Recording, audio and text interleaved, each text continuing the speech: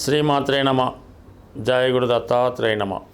ఈ వీడియోలో మనం కర్కాటక రాశి వారికి మే 18వ తారీఖున మారబోతున్న రాహు కేతువుల ప్రభావంలో మరి ముఖ్యంగా ఈ వీడియోలో కేతు గ్రహం యొక్క ప్రభావం మన కర్కాటక రాశి వారి మీద ఏ విధంగా ఉండబోతుంది అని పరిశీలించినప్పుడు ప్రస్తుతం ఈ రాశి వారికి తృతీయ స్థానంలో సంచరిస్తున్నటువంటి కేతువు ద్వితీయ స్థానంలోకి రావడం జరిగింది. కుటుంబ స్థానం, ధనస్థానం, వాక్స్థానం ఇవన్నీ కూడా రెండవ స్థానం బట్టి తెలుసుకోవచ్చు. అటువంటి కేతువు రెండవ స్థానంలోకి రావడం వల్ల ముఖ్యంగా కుటుంబ సంబంధించిన విషయాల్లో మనస్పర్ధలు వచ్చే అవకాశం ఉన్నది. కుటుంబంలో ఎవరో ఒకరికి ఒక గొప్ప అవకాశం రావడం వల్ల వారికి అంటే వివాహం వల్ల, ఉద్యోగం వల్ల కుటుంబాన్ని విడిచి దూరంగా వెళ్ళవలసి ఉంటుంది. అలాగే కుటుంబ సమస్యలలో కుటుంబ సభ్యుల మధ్య ఏకాభిప్రాయం లేకపోవడం వల్ల ఒక శుభకార్యం చేయాలన్నా, ఇంకొక ఏదైనా ఒక ఖర్చు పెట్టాలన్నా కుటుంబంలో ఎంతమంది ఉంటే అంతమందికి భిన్న అభిప్రాయాలు రావడం జరుగుతూ ఉంటుంది. ఒకరి మాట ఒకరికి నచ్చకపోవడం వల్ల చాలా వరకు ఆ కుటుంబంలో ప్రశాంతమైన వాతావరణం లేకుండా ఇబ్బంది పడడం జరుగుతూ ఉంటుంది.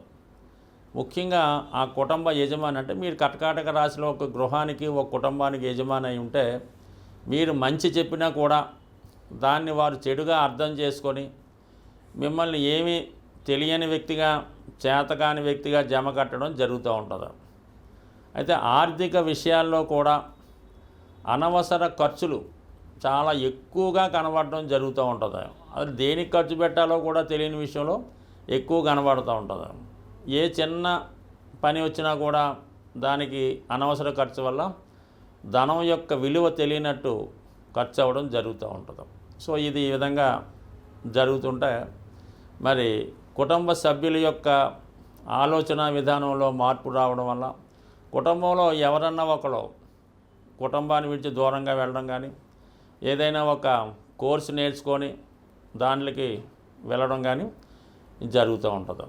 ఇక దాని తర్వాత ఏమవుతుందంటే కొన్ని అపనిందలు రావడం జరుగుతూ ఉంటుంది. కొత్త వారి యొక్క అంటే మీ కుటుంబంతో సంబంధం లేని వ్యక్తులు మీ కుటుంబ విషయాల్లో కలగజేసుకోవడం వల్ల ఆ విషయంలో మరి కొన్ని అపోహలు, అపనిందలు రావడం జరుగుతూ ఉంటుంది. దానివల్ల జాతకుడు చాలా మనస్తాపానికి గురవడం జరుగుతూ ఉంటుంది. కొన్ని సందర్భాల్లో ఏదైనా ఒక బలహీనతకి లోనవడానికి కూడా కారణం అవుతూ ఉంటుంది. కొత్త కొత్త పరిచయాలు ఏర్పడుతూ ఉంటాయి. అలాగే అనుకోని అతిథులు మీ గృహాన్ని విజిట్ చేస్తూ ఉంటారు. ఎక్కడో దూరపు చుట్టాలు రావడం వల్ల వారికేవో మర్యాదలు గిర్యాదలు చేయడం, ఇవన్నీ చేసినా కూడా సరైనటువంటి సంతృప్తి లేకుండా ఏదో ఒక మాట పడవలసి రావడం ఇవన్నీ జరుగుతూ ఉంటాయి.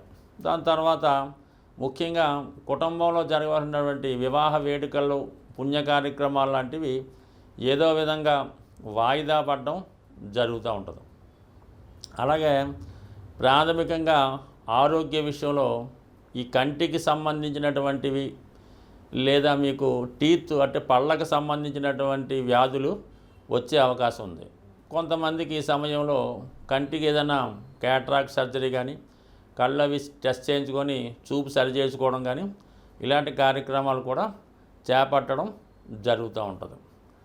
అసలే మీరు ఆర్థిక పరంగా సరిసమానంగా మీ జీవితం నడుస్తూ ఉంటే మీకు బాగా కావాల్సినటువంటి బంధువులు మీ దగ్గర ధనం అంటే రుణంగా తీసుకోవాలని ప్రెజర్ చేస్తూ ఉంటారు. అంటే వాళ్ళకి ఏదో అవసరం వచ్చింది, ఏదో వాళ్ళకి చదువుకో పెళ్ళికో మీ దగ్గర అప్పు తీసుకోవాలని తీవ్రంగా మీ మీద ఒత్తిడి చేస్తూ ఉంటారు.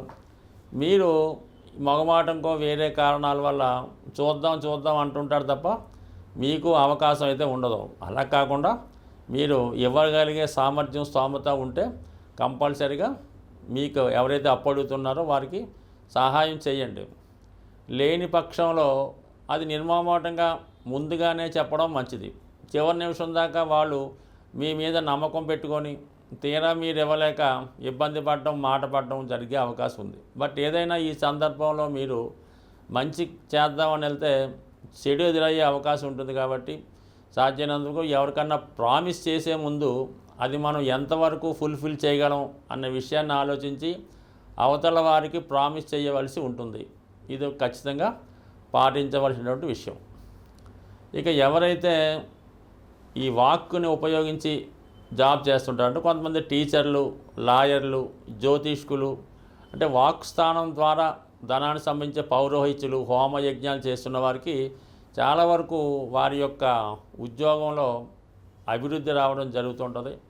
అలాగే ధనం కూడా రావడం జరుగుతుంది. అంటే ఏదైనా ఆధ్యాత్మిక కార్యక్రమాల్లో పాల్గొంటున్నవారు, ఈ జ్యోతిష్ శాస్త్రవేత్తలు, అటువంటి వారికి ఈ కేతు ధనస్థానంలో ఉండడం వల్ల ఎక్కువగా మీ మాటకు విలువ పెరుగుతూ ఉంటుంది, మీ ప్రసంగాలకి వాల్యూ పెరుగుతూ ఉంటుంది, మిమ్మల్ని వృత్తిపరంగా చాలా గౌరవం లభించే అవకాశం ఉంది. అలాగే ఈ సమయంలో మీరు ఒక హోమం చేసిన, ఒక పూజ చేసిన, ఒక మంత్రాన్ని చదివిన అవన్నీ కూడా భగవంతుని అనుగ్రహంతో అవతల వారికి పని జరుగుతూ ఉంటుంది, మీకు ఆర్థిక పరంగా అనుకూలంగా ఉంటుంది. కాబట్టి ఎవరైతే శాస్త్రాలని నమ్ముకున్నారో వాళ్ళకి అనుకూలంగా ఉంటుంది. ఒకవేళ మీరు వ్యక్తిగతంగా కాకపోయినా మీ కుటుంబంలో ఒకరికి ఇటువంటి అవకాశాలు రావడం జరుగుతూ ఉంటుంది.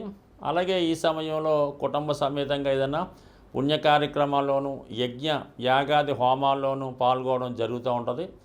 ఏదైనా ఎక్కువ దైవ కార్యక్రమాల్లో పాల్గొంటారు.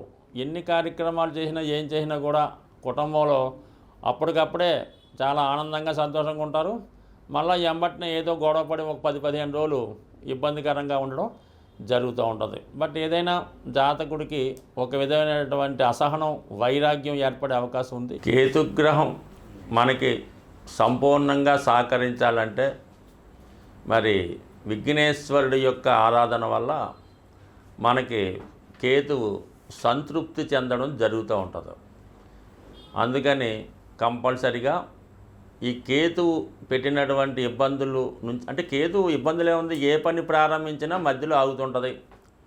మనం ఒక ప్రయత్నం కోసం వెళ్తే వేరే ప్రయత్నం జరుగుతూ ఉంటుంది.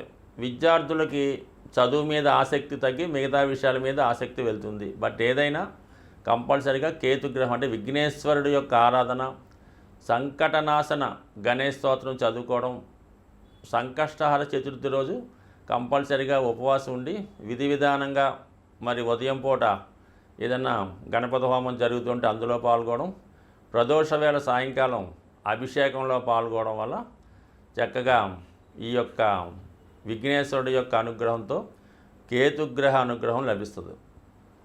సింపుల్గా ఏంటంటే ఆదివారం కానీ మంగళవారం కానీ ఎండు ఖర్జూరం అన్నది ఒక 7 ఎండు ఖర్జూరాలు, అలాగే ఒక చిల్లర నాణం 10 రూపాయలదో 20 రూపాయల నాణ్యం తీసుకొని మరి అలాగే ఒక 7 మంది సాధువులకి, అక్కడ అంటే సాధువులు అంటే మామూలుగా అక్కడ టెంపుల్ దగ్గర ఉన్నటువంటి ఈ కాషాయ రంగు ధరించిన వాళ్ళకి ఒక 7గురికి డొనేట్ చేయడం వల్ల మనకి కేతుగ్రహ అనుగ్రహం లభిస్తుంది. ఎక్కువగా డ్రై ఫ్రూట్స్ మరి మీరు ఆహారంగా తీసుకున్న, అదే దేవాలయంలో స్వామికి ప్రసాదంగా నైవేద్యంగా సమర్పించిన కేతుగ్రహ అనుగ్రహం లభించే అవకాశం ఉంది. అంటే పిల్లల యొక్క చదువు తరచూ ఇబ్బంది పడుతుంది. కలలో మనకి పెద్దవాళ్ళు, మరణించిన వారు కలలో కనబడుతున్నారు అనుకున్నప్పుడు ఈ పిల్లులు ఉంటాయి కదా, దానికి చక్కగా పాలు నైవేద్యం అని కాదు, పిల్లులకి పాలు పెట్టడం వల్ల ఈ కేతుగ్రహ దోషం పరిహారం అవుతుంటుంది. అంటే సాధారణంగా పిల్లులకి మరి ఈ ఆత్మలు అవి కనబడుతుంటాయని చెప్తూ ఉంటారు. అది శాస్త్రాల్లో చదవడం తప్ప మనకైతే తెలియదు. కానీ సో ఏదైనా మనం గమనించినప్పుడు అర్థమవుతుంటుంది. ఇంట్లో మన పెంపుడు కుక్కకి, ఈ పిల్లులకి కంపల్సరిగా చనిపోయిన వారి యొక్క ఆత్మలు కనబడుతూ ఉంటాయి. ఒక విధంగా కేతువు కూడా ఆత్మ లాంటిదే. కాబట్టి ఈ పిల్లులకి పాలు పోయడం వల్ల కూడా కేతుగ్రహ సంపూర్ణ అనుగ్రహం లభిస్తుంది. ఇంకా మీకు మరీ ఇబ్బందులుగా ఉంది, అసలు పిల్లవాడు ఏం మాట పట్టించుకోవట్లేదు, ఏమీ కుటుంబ విషయాలు ఏమీ పట్టించుకోవడం లేదు, చాలా వైరాగ్యంగా ఉన్నాడు, ఏదో పిచ్చి పట్టినట్టు దెయ్యం పట్టినట్టు తిరుగుతున్నాడు, జుత్తు అంతా పెంచుకున్నాడు, బట్టలు మార్చుకోవటం లేదు, స్నానం చేయడం లేదు అనుకున్న వాడిని ఏదైనా ఒక అంటే ఈ శ్రీశైలం తిరుపతి లాంటిలో కొన్ని ఆశ్రమాలు ఉంటాయి, ఋషుల యొక్క ఆశ్రమాలు అవి ఉంటుంటాయి, అందులో చేర్పించి కొన్నాళ్ళ పాటు అక్కడ సేవ చేసుకునే విధంగా పెట్టడం కానీ, లేదనుకుంటే కొంతగా బాగుంటే మీ దగ్గరలో ఉన్నటువంటి దేవాలయం పొద్దున్నే ఎర్లీ మార్నింగ్ 4 గంటలు లేచి పరిశుభ్రంగా దాన్ని శుభ్రం చేసి వచ్చిన భక్తులకు సేవ చేయడం ద్వారా కూడా కేతుగ్రహ అనుగ్రహం సంపూర్ణంగా లభిస్తుంది. అలాగే మరి ది బెస్ట్ రెమెడీ అంటే బ్రహ్మముహూర్తంలో లేచి విష్ణు సహస్ర అంటే బ్రహ్మముహూర్తంలో లేచి శుభ్రంగా కాలకృత్యాలు తీర్చుకున్న తర్వాత విష్ణు సహస్రనామాన్ని పారాయణ చేయడం వల్ల సమస్త దోషాలు తొలగే అవకాశం ఉంటుంది. అలాగే శివునికి రుద్రాభిషేకం చేసుకోవడం ద్వారా అంటే ఏ దైవ కార్యక్రమం చేసుకున్నా కేతువు సంతృప్తి చెందుతూ ఉంటాడు. అంటే కేతువు సంతృప్తి చెందితేనే మీకు మిగతా గ్రహాల యొక్క అనుకూలత అది లభించే అవకాశం ఉంది కాబట్టి, బట్ ఏదైనా ఒక పని చేసినప్పుడు నమ్మకంతో నిజాయితీగా శాస్త్రంలో ఏ విధంగా ఉంటుందో ఆ విధంగానే చేస్తేనే ఫలితం వస్తుంది. దాని తర్వాత ఏంటంటే శాస్త్రాల్లో కూడా శక్తి కొలది అన్నారు. అంటే డబ్బులు లేనివాడు ఏదో ఒక 1/2 లీటర్ ఆవు పాలతో శివుడికి అభిషేకం చేయొచ్చు, కానీ బాగా కోటీశ్వరుడు కూడా అది వర్తించదు. అతని స్థాయికి తగ్గట్టుగా అతను అభిషేకం చేయించుకుంటేనే అతనికి ఆ ఫలితం వస్తుంది తప్ప అందరికీ ఒకే నియమం అయితే ఉండదు. బట్ కానీ పెద్దలు ఎన్ని చెప్పినా మన శక్తి కొలది ఆ పరిహారం చేసినప్పుడు, దేవుని పూజ చేసినప్పుడు ఆ ఫలితం మనకి దక్కుతుంది. కాబట్టి మరి సాధ్యమైనంత వరకు మీకు ఎంతవరకు సాధ్యం అవుతుందో అంతవరకు చేయడం వల్ల మనకి ఈ గ్రహశాంతి జరిగి అనుకున్న ఫలితం రావడం జరుగుతూ ఉంటుంది. స్వస్తి.